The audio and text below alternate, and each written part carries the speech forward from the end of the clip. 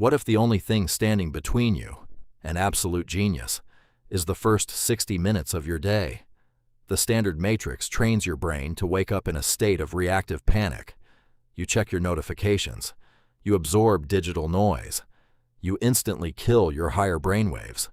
But historical titans like Nikola Tesla and Albert Einstein operated on a completely different frequency. They masterfully rewired their minds before the world could distract them. Step 1. The alpha isolation. Einstein did not rush into the world upon waking.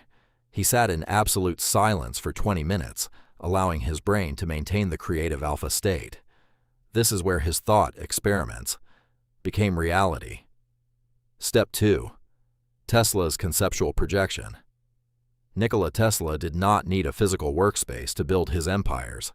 Every morning, in the darkness of his room, he visually simulated his inventions within his mind.